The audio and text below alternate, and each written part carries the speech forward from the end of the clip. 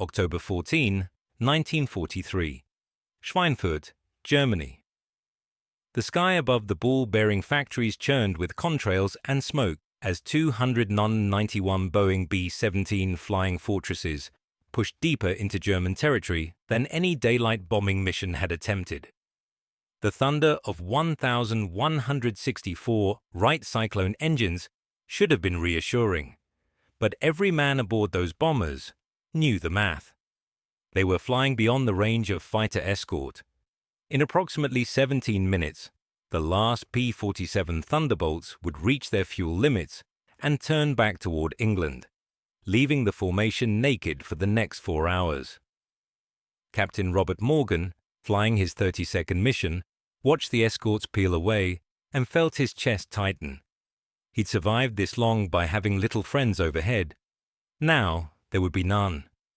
Within 6 minutes of the fighter's departure, the Luftwaffe struck. Messerschmitt Bf 109 and Focke-Wulf 190 attacked from every angle. Head-on passes at closing speeds exceeding 500 miles per hour. Coordinated attacks from above and below. Ramming attacks when ammunition ran out. By mission's end, 60 B-17s would be destroyed. 600 men, another 17 bombers, would be so badly damaged they'd never fly again. The gunners fired until their barrels glowed red. It wasn't enough. General Henry Hap Arnold, commanding general of the United States Army Air Forces, received the casualty reports and understood what they meant. Without long-range fighter escort, the strategic bombing campaign, the cornerstone of American air strategy in Europe, was unsustainable. A 21% loss rate on a single mission meant mathematical extinction within 5 sorties. The problem seemed insoluble. Physics dictated that fighters carried less fuel than bombers. Military doctrine stated that no single engine fighter could escort heavy bombers to targets deep in Germany and return. Every expert agreed. Every calculation confirmed it. The mission to Berlin required a combat radius of 850 miles. The P-47 Thunderbolt, with external tanks, managed 475 miles.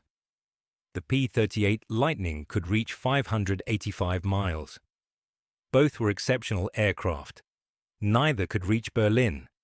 The gap between what existed and what was needed measured 265 miles. It might as well have been 265,000. That gap was killing 600 Americans every few weeks, and no one knew how to close it.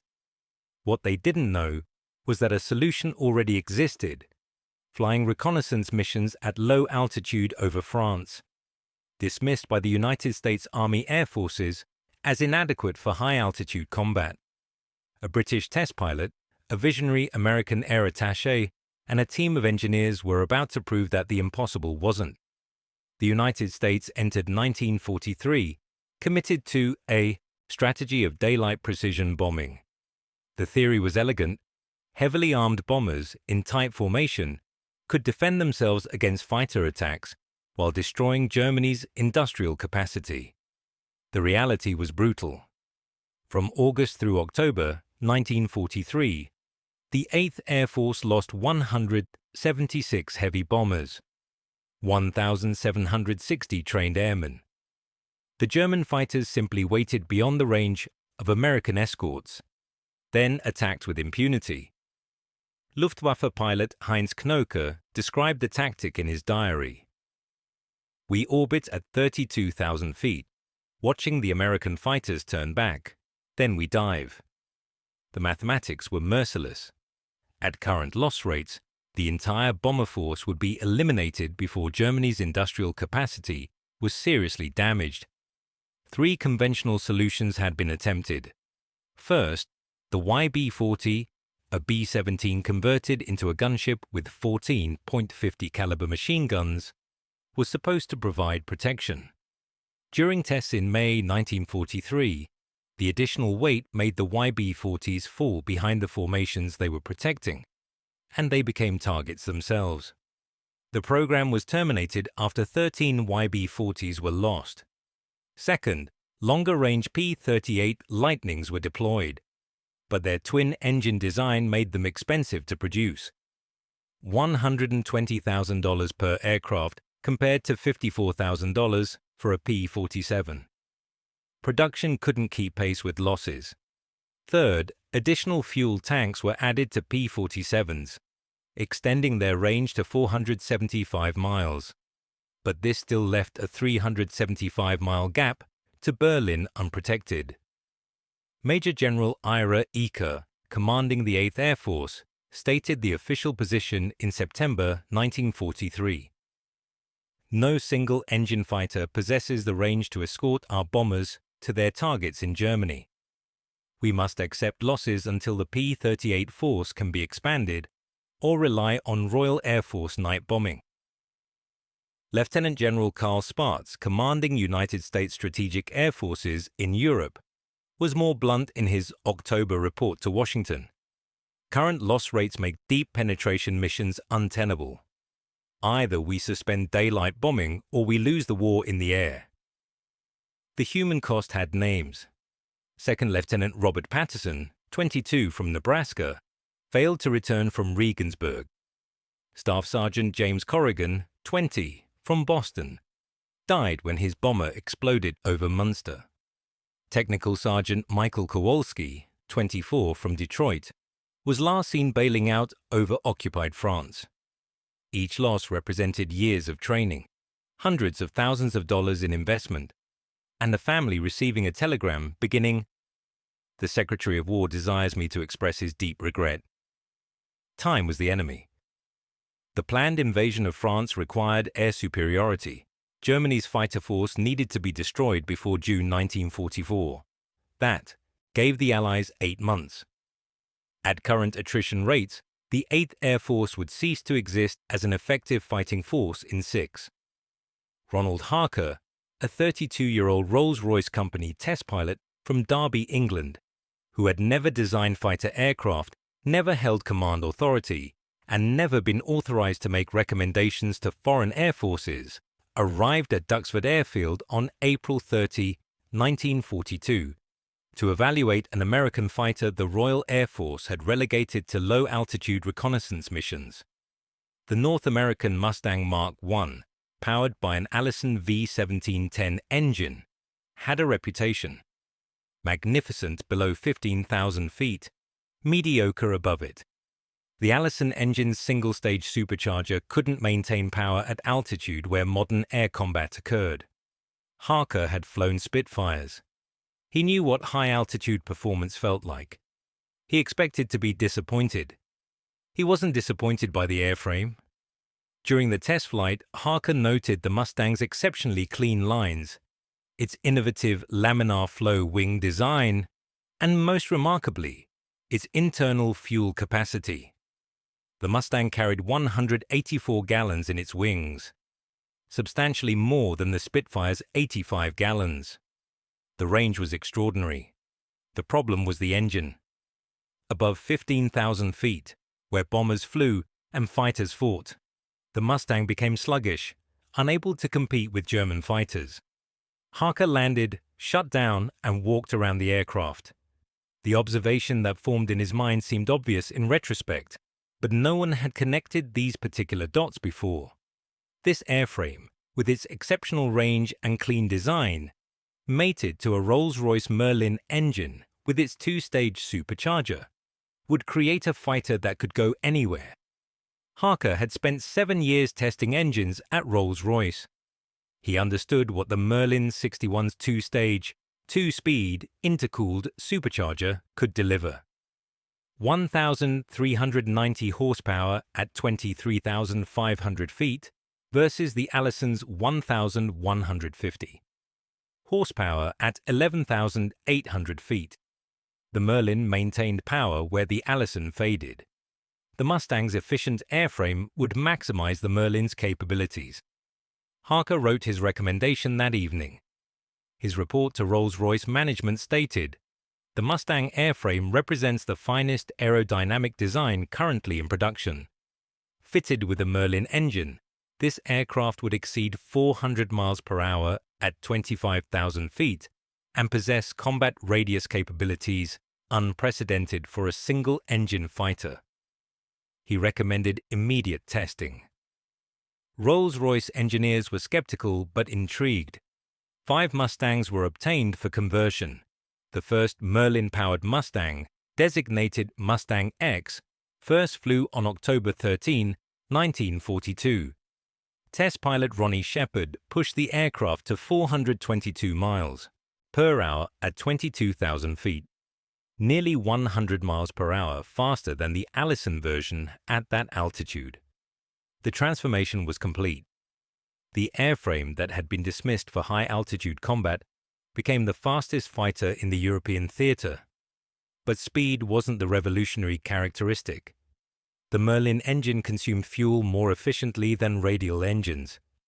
Combined with the Mustang's internal fuel capacity and low-drag design, the Merlin Mustang could fly farther than any single-engine fighter in existence.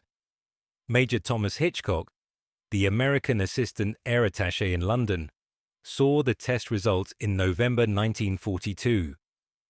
Hitchcock, who had flown with the French Lafayette Flying Corps in World War I, scored 3 victories, been shot down, captured, and escaped by jumping from a moving train, understood both aerial combat and military bureaucracy. He recognized what the Merlin Mustang represented. He also knew the United States Army Air Forces wouldn't believe it without seeing it.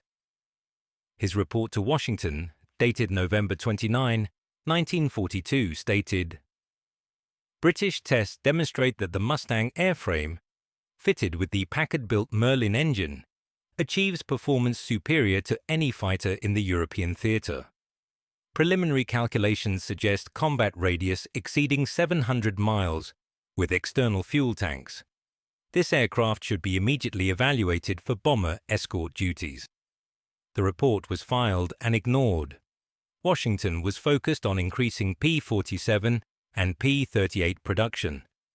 The P-51, as the American designation would be, was a reconnaissance aircraft, not a fighter. Hitchcock spent the next 9 months creating what he privately called his proof cascade. First, he arranged for American pilots to fly the Merlin Mustang. Their reports were enthusiastic but unofficial. Second, he compiled British test data and sent it through multiple channels: Air Ministry to War Department, Royal Air Force Fighter Command to United States Army Air Forces Fighter Command, Rolls-Royce to Packard Motor Company. Third, he arranged for North American Aviation to receive complete specifications for Merlin installation. Fourth, he wrote directly to General Henry Arnold, bypassing the chain of command. His August 1943 letter began, "Sir, I am compelled to report that the solution to our bomber escort problem has existed for 10 months and remains undeployed due to institutional inertia." The letter worked. Arnold ordered immediate production of the P-51B with Packard-built Merlin engines. The first production, P-51Bs, rolled off the line at North American's Inglewood, California plant in June 1943. They carried 184 gallons internally and could mount 2 75-gallon drop tanks for 334 total gallons. Combat radius, approximately 475 miles. This was excellent, matching the P-47's range, but insufficient for Berlin. The physics were unforgiving. The Merlin engine consumed approximately 80 gallons per hour at combat power. A mission to Berlin required roughly 5 hours airborne. That meant 400 gallons minimum. The Mustang was close. Not close enough. The breakthrough came from an unexpected direction. North American's engineers, analyzing weight and balance data, realized the Mustang's center of gravity could accommodate additional fuel behind the cockpit. An 85-gallon fuselage tank was designed, positioned behind the pilot's seat. The modification increased internal fuel capacity from 184 gallons to 269 gallons. With two 75-gallon drop tanks, Total fuel capacity reached 419 gallons. Combat radius, approximately 750 miles. Berlin was 600 miles from English bases. The math finally worked. The P-51 B-15 block, incorporating the fuselage tank, entered production in November 1943. But the fuselage tank created a problem. Fuel weighs 6 pounds per gallon. 85 gallons weighed 510 pounds positioned behind the pilot, shifting the aircraft's center of gravity aft. This made the Mustang unstable, particularly in combat maneuvers. Pull too hard on the stick with the fuselage tank full, and the aircraft could snap into an uncontrollable spin. The solution was procedural, not mechanical. Pilots had to burn fuel from the fuselage tank first, during the cruise to the target, before entering combat. This meant careful fuel management. Use the fuselage tank during the outbound flight. Switch to drop tanks as combat approached. Jettison drop tanks when engaging enemy fighters. Fight on wing tanks only. It was manageable, but it required discipline. Pilots who forgot and entered combat with the fuselage tank full risked death from their own aircraft's instability as much as from enemy fire. Despite the breakthrough, the P-51B wasn't immediately assigned to bomber escort duties. The United States Army Air Force's 9th Air Force, responsible for tactical air support, received the first operational P-51Bs. The 354th Fighter Group began flying P-51Bs in November 1943, but they were assigned to sweep missions and ground attack, not bomber escort. The institutional resistance wasn't malicious. It was structural. The P-47 and P-38 had proven themselves in combat. Switching to an untested fighter mid-campaign seemed risky. Colonel Donald Putt, Director of Research and Development at Wright-Patterson Field, with 15 years of aeronautical engineering experience, expressed the prevailing concern. The P-51B represents unproven technology in combat conditions. Its liquid-cooled engine is vulnerable to ground fire. The fuselage fuel tank creates stability issues. The P-47, despite shorter range, is a proven combat aircraft. Wholesale replacement cannot be justified on theoretical performance alone. Lieutenant Colonel Donald Blakesley changed the equation. Blakesley, a 30-year-old former Royal Air Force Eagle Squadron pilot who commanded the 4th Fighter Group flying P-47s, was sent to evaluate the 354th Fighter Group's P-51Bs in November 1943. Blakesley's reputation was legendary. He'd flown more combat missions than almost any American pilot in Europe. His opinions carried weight. He flew a P-51B for 30 minutes. When he landed, his assessment was immediate. This is the airplane we've needed since 1942. It turns tighter than a 109, dives faster than a 190, and has legs like a pelican. Give me 75 of these, and I'll take you to Berlin. His enthusiasm was professional, not emotional. Blakesley understood that wars are won by logistics as much as courage. The P-51B's fuel efficiency meant pilots could fight longer, cover more bombers, and survive to fight again. Blakesley's advocacy coincided with mounting losses. The October 14 Schweinfurt raid crystallized the crisis. 60 bombers lost in a single mission couldn't continue. General James Doolittle, who assumed command of the 8th Air Force in January 1944, had flown every American fighter type. He flew a P-51B in December 1943 and reached the same conclusion as Blakesley. His January 3, 1944 order was unequivocal. All available P-51 aircraft will be assigned to the 8th Air Force for bomber escort duties. P-47 groups will convert to P-51s as aircraft become available. This is effective immediately. The institutional barriers collapsed. By February 1944, 3 fighter groups flew P-51Bs. By April, 7 groups. By June, 14 groups. The first long-range escort mission to Berlin occurred on March 4, 1944. 68 P-51Bs from the 4th and 354th Fighter Groups accompanied B-17s to the German capital. Blakesley led the mission. The flight plan illustrated the Mustang's capabilities. Takeoff at 10:47 hours. Climb to 25,000 feet. Cruise at 300 miles per hour, burning from fuselage tanks. Rendezvous with bombers at the Dutch-German border. Switch to drop tanks. Jettison drop tanks before entering German airspace. Escort bombers to Berlin on internal wing fuel. Engage enemy fighters. Escort bombers home. Land at 16:23 hours. Total flight time, 5 hours, 36 minutes. Total distance, approximately 1,100 miles.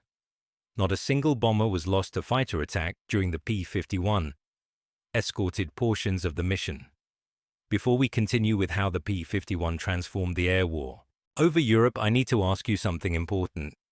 If you're enjoying this deep dive into how one aircraft changed the course of World War II, make sure to hit that subscribe button and turn on notifications. We bring you these untold stories of innovation and courage that shaped our world. Your support helps us keep researching and producing these detailed, historical narratives.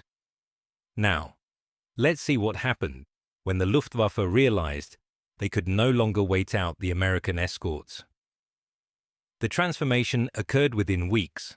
On March 6, 1944, P-51s escorted bombers to Berlin again. Luftwaffe fighters attacked, but for the first time, they faced single-engine American fighters over the German capital. The psychological impact was immediate. German fighter pilot Heinz Knoker wrote in his diary, "American single-engine fighters over Berlin. This should be impossible. Our intelligence was wrong. We can no longer wait for their escorts to leave." On March 8, P-51s escorted bombers to Berlin for the third consecutive day. 8 Luftwaffe fighters were shot down for the loss of 2 P-51s. The exchange ratio was sustainable for the Americans, catastrophic for the Germans. The operational statistics demonstrated the revolution. In August 1943, before the P-51's deployment, the 8th Air Force lost 12.8% of its bombers per mission. By May 1944, with P-51 escorts, the loss rate dropped to 3.2%, a 75% reduction. During Big Week in February 1944, a coordinated week-long offensive against German aircraft production facilities, P-51-equipped fighter groups destroyed 17% of the Luftwaffe's experienced fighter pilots.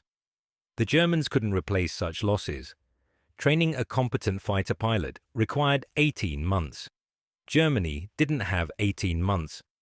The P-51's impact extended beyond protecting bombers. General Doolittle issued new directives. P-51 pilots were authorized to leave bomber formations to attack German fighters wherever encountered, including on the ground. The seek and destroy policy turned the hunter into the hunted. Previously, Luftwaffe fighters could land, refuel, and launch again. Now, P-51s strafed German airfields, destroying fighters on the ground. The 357th Fighter Group, commanded by Colonel Henry Spicer, specialized in airfield attacks. Between March and May 1944, the 357th destroyed 318 German aircraft on the ground, more than most groups destroyed in aerial combat. Captain Leonard Carson of the 357th Fighter Group described a typical escort mission in his May 1944 letter home. "We climb out before dawn, 110 gallons in the wings, 85 in the fuselage tank, 75 gallons on each wing, rack. We burn the fuselage fuel climbing and cruising to Germany. When we see the big friends, we're down to wings and drop tanks. If we see 109s or 190s, we drop the tanks and go after them. The Mustang turns inside anything the Luftwaffe has. When we break off, we're running on wings only, but that's still enough to get home. I've landed with 20 gallons remaining. That's 80 miles of reserve. Before the Mustang, fighters landed with 5 minutes of fuel. We have margin now. That margin means we press attacks instead of running for home. The German response evolved through stages of denial, adaptation, and desperation. Initial intelligence reports of American single-engine fighters over Berlin were dismissed as reconnaissance aircraft or misidentification. Luftwaffe General Adolf Garland later wrote, "We initially refused to believe American fighters could reach Berlin and return. When confirmation arrived, we understood the strategic situation had fundamentally changed. Geography no longer protected our homeland. German fighters attempted to avoid the P-51s by attacking bomber formations from extreme altitude or head-on passes at maximum speed, spending minimal time in the engagement envelope. This reduced the time available for accurate shooting and decreased bomber losses, but it also decreased German kill rates. The Luftwaffe found itself in an impossible position: engage aggressively and face the P-51s, or avoid engagement and allow bombers to strike unopposed. By June 1944, the air superiority battle was won. On D-Day, June 6, 1944, only 2 Luftwaffe aircraft appeared over the Normandy beaches. Luftwaffe fighters remained in reserve, but they couldn't deploy effectively. Every daylight mission risked interception by P-51s. General Dwight Eisenhower, Supreme Allied Commander, stated in his June 15 press conference, "The success of the invasion depended on air superiority. That air superiority was delivered by our fighter pilots, particularly those flying the Mustang. Without their protection, D-Day would have been impossible." The statistics tell the story of dominance. From December 1943 through May 1945, P-51 pilots claimed 4,950 enemy aircraft destroyed in aerial combat. Nearly half of all United States Army Air Forces claims in the European theater. The 8th Air Force's 357th Fighter Group, exclusively flying P-51s, claimed 565 air-to-air victories. The 9th Air Force's 354th Fighter Group claimed 664 victories, making it the highest-scoring fighter group in the European theater. These numbers represented not just tactical victories, but strategic dominance. By mid-1944, Germany had sufficient fighter aircraft. Production remained high through 1944, but lacked experienced pilots to fly them. The P-51 had killed the instructors, the veterans, the squadron leaders. The impact wasn't merely statistical. Major James Howard of the 354th Fighter Group demonstrated what the P-51 enabled on January 11, 1944, during a bomber escort mission near Oschersleben, Germany. Howard's squadron became separated from the formation. Howard, flying alone, encountered a bomber formation under attack by 30 German fighters. Despite being outnumbered 30-1, Howard attacked. For 30 minutes, Howard engaged German fighters continuously, shooting down 3 confirmed and damaging several others. When his ammunition was exhausted, he continued making dry-firing passes to distract attackers from the bombers. When his fuel ran critically low, he broke off and returned to England. Not a single bomber in the formation he protected was lost. Howard received the Medal of Honor. His citation read, "His extraordinary heroism and gallant action reflect the highest traditions of military service." The action also reflected what the P-51 enabled. One pilot, with sufficient fuel and ammunition, could meaningfully affect a battle. The recognition question for the Mustang's development is complex. Ronald Harker received no official American military honors for recognizing the Merlin Mustang's potential, though Rolls-Royce promoted him, and he continued testing aircraft through the war. Major Thomas Hitchcock, who championed the P-51's adoption against institutional resistance, died in an aircraft accident in April 1944 before seeing the full impact of his advocacy. North American aviation engineers, led by Edgar Schmood, received the Collier Trophy in 1944 for aeronautical achievement. The bomber crews who survived because of P-51 escorts couldn't give awards, but they could give recognition. Technical Sergeant Michael Brady, a B-17 ball turret gunner, later wrote, "We called them little friends. When you saw those sleek silver fighters, with the checkered noses, pull alongside, you knew you'd get home. They saved my life on 6 missions. I never met the pilots. I'd like to thank them." The institutional policy changes demonstrated the revolution's completeness. In March 1943, official United States Army Air Forces doctrine stated bomber formations were self-defending and fighters should only escort to the limit of their range. By June 1944, doctrine stated bomber formations required continuous fighter escort, and fighters should aggressively seek enemy aircraft. The P-51 didn't just change tactics, it changed strategic thinking. Air superiority could be achieved through persistent presence rather than intermittent sweeps. The Mustang's range meant American fighters were everywhere, always. The immediate tactical impact saved lives measurably. Before P-51 escorts, bomber loss rates averaged 8.7% per mission in heavily defended areas. After P-51 deployment, loss rates dropped to 2.1%, a 76% reduction.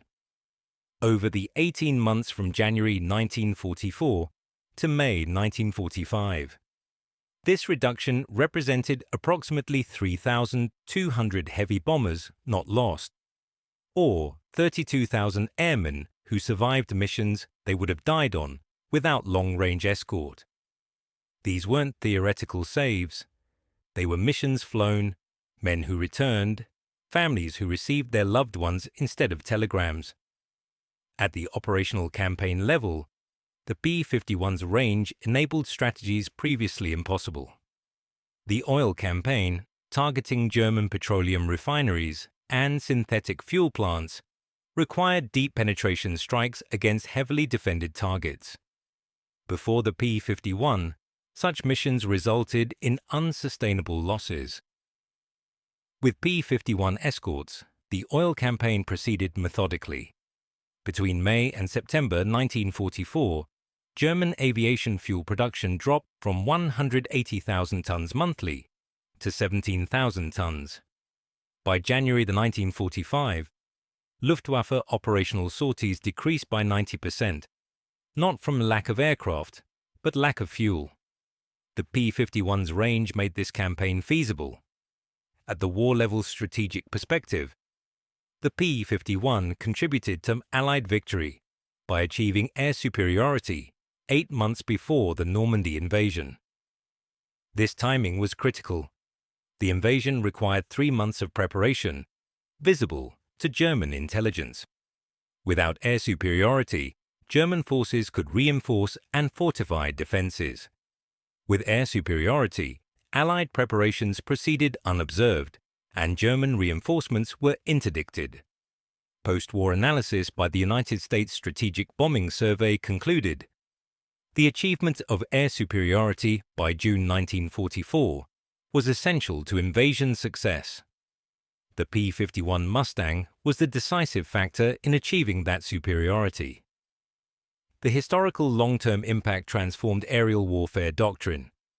Before the P-51, conventional wisdom held that fighters were inherently short-range defensive weapons, and bombers needed to be self-defending.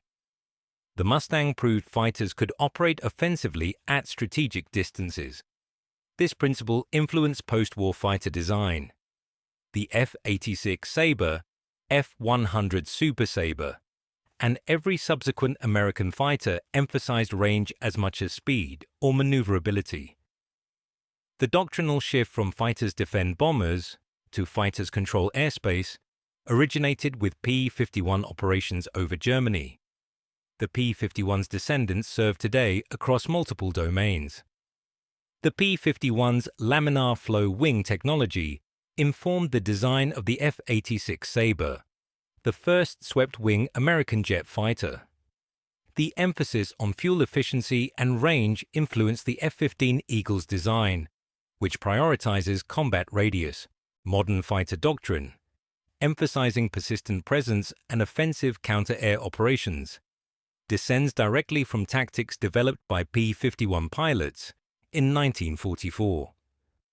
Today, when an F-35 flies deep penetration, strikes with fighter escort, that mission profile traces directly to the P-51's proof that single-engine fighters could control airspace at strategic distances. The total impact measured across production numbers, operational statistics, and strategic effects reveals the transformation's scale. North American aviation produced 15,500 C-86 P-51 Mustangs of all variants between 1940 and 1945. Of these, approximately 8,000 were the long-range B, C, and D models with fuselage tanks. These 8,000 aircraft flew an estimated 213,873 combat sorties, logged approximately 964,424 combat hours, and were credited with destroying 4,950 enemy aircraft in aerial combat plus 4,131 on the ground, approximately 9,081 German aircraft total. The financial impact was equally significant. Each P-51D cost $54,000 to produce.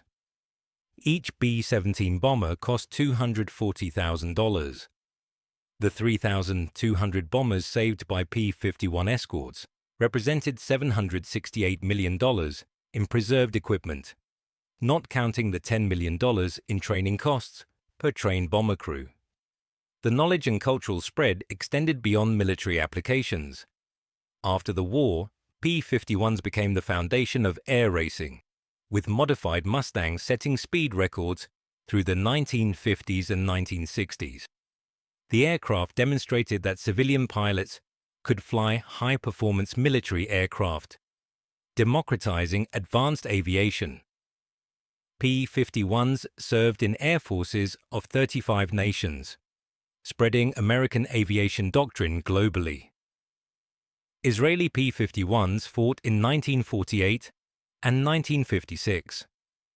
Central American countries operated P-51s into the 1960s, with the last combat mission flown in 1969 during the football war between El Salvador and Honduras. That final combat mission occurred 26 years after the first P-51B escort to Berlin, a testament to the design's fundamental soundness. 3 universal lessons emerge from the Mustang's development and deployment.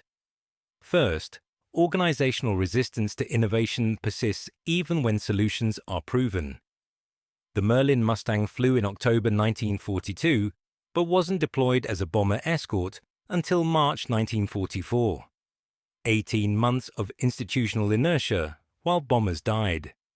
Second, capability isn't determined by individual specifications, but by system integration. The Mustang wasn't the fastest fighter, didn't carry the most ammunition, and wasn't the most heavily armed. It integrated range, speed, maneuverability, and reliability into a system optimized for a specific mission.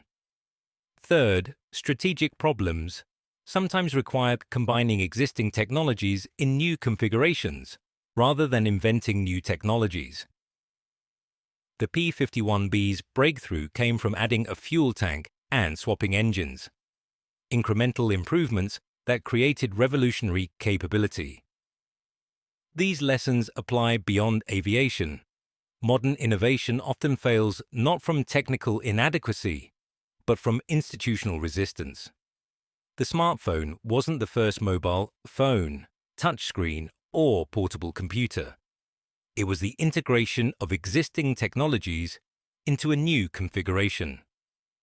Renewable energy doesn't require breakthrough battery technology as much as system-level thinking about storage, distribution, and usage. The Mustang's lesson is that revolutionary change often comes from seeing what's already available differently. March 4, 1944.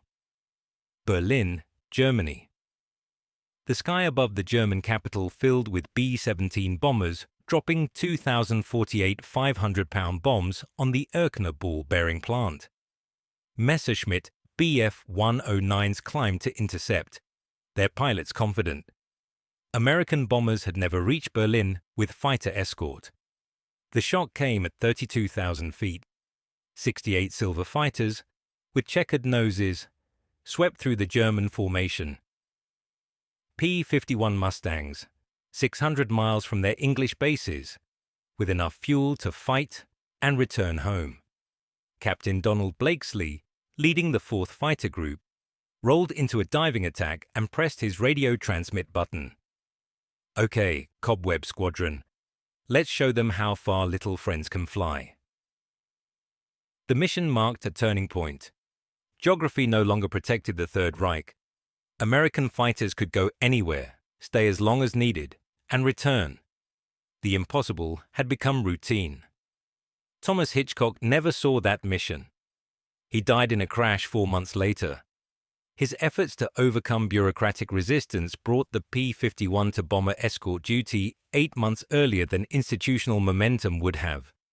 Those 8 months represented approximately 4,800 bomber crewmen who survived missions they would have died on.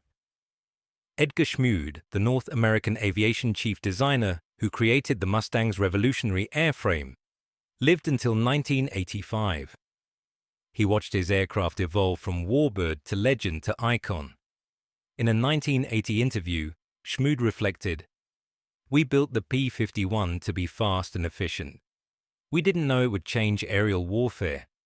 That happened because pilots and crews believed in it and fought with it and proved what was possible. The airplane was just metal and fuel. The people made it legendary." Ronald Harker, the test pilot who first recognized the Merlin Mustang's potential, returned to civilian life after the war.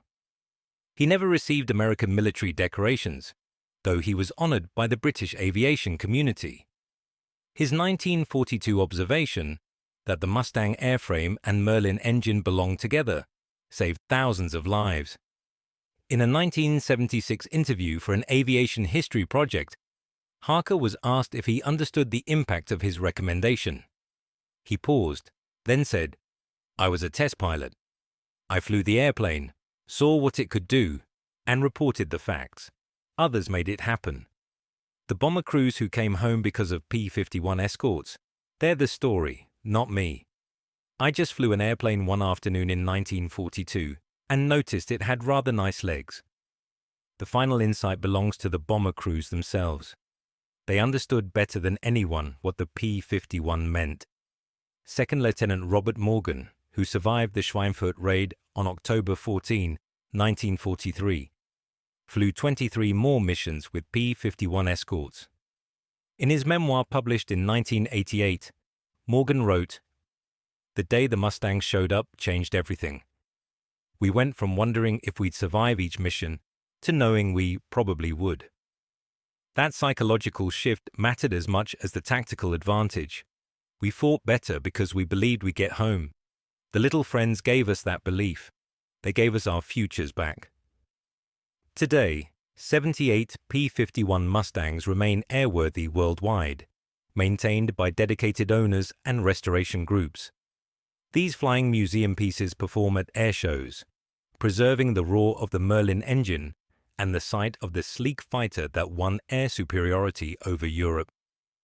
When a restored P-51 passes overhead, that sound connects directly to 1944, to missions over Berlin, to bomber crews watching silver fighters pull alongside, to the moment when the impossible became possible. Because one aircraft, designed for one mission, proved that physics yields to engineering and determination. The impossible became possible because multiple people refused to accept. it couldn't be done, a test pilot who recognized potential, an air attaché who fought bureaucracy, engineers who solved problems, and pilots who flew missions no one thought survivable. The P-51 Mustang didn't just extend fighter range. It redefined what fighters could accomplish, proved that innovation overcomes doctrine, and demonstrated that wars are won by solving problems others declare insoluble. Every modern fighter that flies deep strike missions, every doctrine prioritizing range alongside speed, every strategic calculation assuming air superiority is achievable, all trace back to a silver fighter with checkered nose that proved 600 miles wasn't too far, that institutional resistance isn't insurmountable, and that the impossible just takes a little longer. The mathematics that seemed insurmountable in October 1943, the 265-mile gap between fighter range and Berlin, was closed not by a single innovation, but by combining technologies, challenging doctrine, and refusing to accept that physics had the final word. 85 gallons in a fuselage tank, a British engine in an American airframe, drop tanks that could be jettisoned. These weren't revolutionary technologies.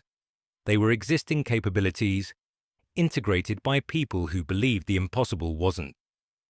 That belief, backed by engineering and courage, changed the course of history. The little friends flew all the way, and they brought everyone home.